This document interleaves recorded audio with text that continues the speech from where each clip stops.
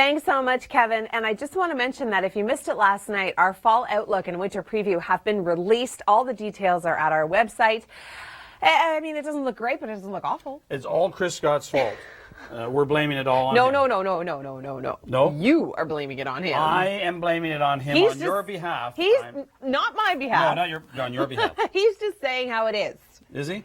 Well, what would you rather? He said it was going to be gorgeous and warm and unseasonably hot, and then that not happen. I wanted him to lie. Yeah. And so you could not like him 3 months from now? Well, then he'd have to deal with that then. I guess. Okay. All right. Well, it's out there. Check it out on our website, theweathernetwork.com. I'm going to have all those details coming up in just a moment. Right now, however, I'm going to turn things over to Tom Reynolds. He has an update on your commute. I do. Wet and windy. For today, we do have that slight risk of a few isolated showers, quite a bit of cloud cover, and the risk of isolated thunderstorms, especially up through cottage country. Tomorrow afternoon, the winds are really going to start to pick up. We're going to see a strong southeasterly flow, gusting anywhere between 40 and 70 kilometers an hour. This is really going to start to intensify late afternoon, early evening, and that is when the rain is going to develop as well. Even though we are not in the thunderstorm risk for tomorrow, I don't want to rule it out. We're forecasting severe weather stateside and the potential for severe weather on this side of the border. So especially nocturnally, we may see some convective activity. 15 to 25 millimeters, certainly not out of the question, all happening in a relatively short period of time. That is through the overnight and into Thursday morning. By the afternoon, we'll start to see some sunshine, sunny periods, and then Friday, not a bad forecast, but temperatures much cooler behind this system. New low develops for Saturday, giving us some isolated showers and temperatures staying a little bit on the cool side. Thanks, Tom. Well, we do have the risk for some isolated non-severe thunderstorms. Just with this upper level disturbance, that's bringing us the risk of a few isolated showers as well. This coming in ahead of the major system that's going to be very impactful throughout the day tomorrow. We've got strong southeasterly winds gusting anywhere between 40 and 70 kilometers an hour, starting to pick up in the afternoon and then really picking up strength during the evening and overnight. That's when the rain begins. We're looking at substantial amounts. It is going to be heavy at times. The thunderstorm risk, even though Toronto's not in it, they're expecting severe weather down towards the United States and even on this side of the border through Windsor. So I don't want to rule out the potential for an isolated nocturnal thunderstorm for the city of Toronto. Rainfall amounts anywhere between 15 and 25 millimeters, certainly not out of the question with this next system. A volcanic eruption while on vacation, but for one Australian, the eruption was only part of the surprise. Around the world in 80 seconds. I'm Emily Vukovic. It's Tuesday, September the 9th. Kevin Yard joins us in beautiful Kitchener. Kevin, how are the conditions? Thanks, Kevin. And here's the risk to see a few isolated thunderstorms as well, especially throughout cottage country. Just enough instability ahead of this main system that could give us the thunderstorms and showers. Now, tomorrow, the southeasterly winds are really going to start to intensify later on in the afternoon and through the evening, and that's when the rain is going to develop. Thunderstorm risk, it's not there for the city of Toronto, but I wouldn't rule it out only because we are experiencing the potential for some severe weather down through the United States and even on this side of the border through Windsor. We're going to see anywhere from 15 to 25 millimeters of rain. And behind this system, temperatures are going to be dropping significantly for the weekend.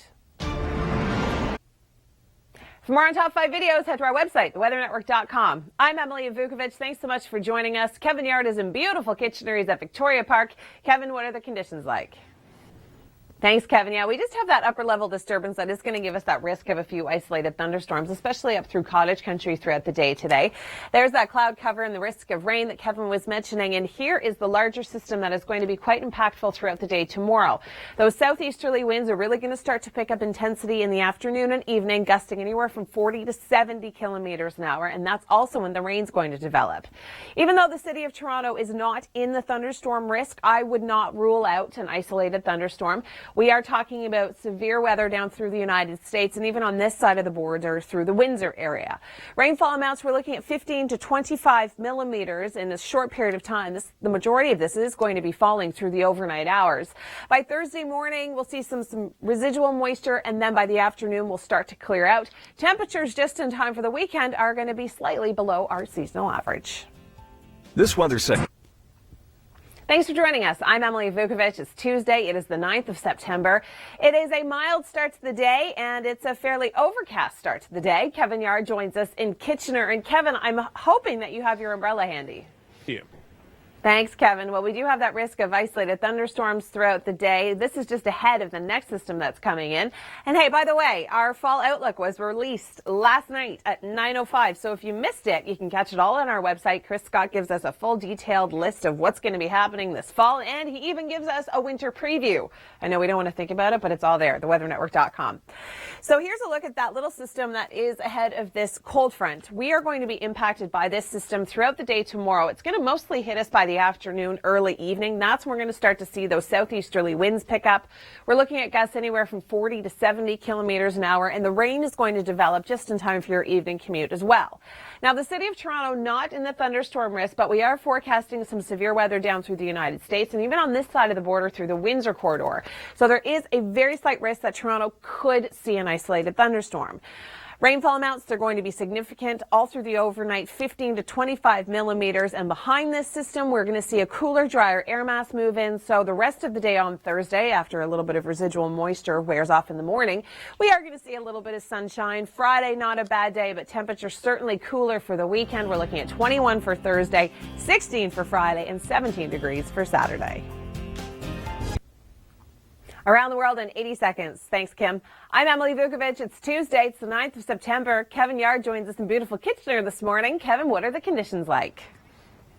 Thanks, Kevin. Slight risk of isolated non-severe thunderstorms today as that prefrontal system moves through the GTA, giving us that risk of showers Kevin was mentioning.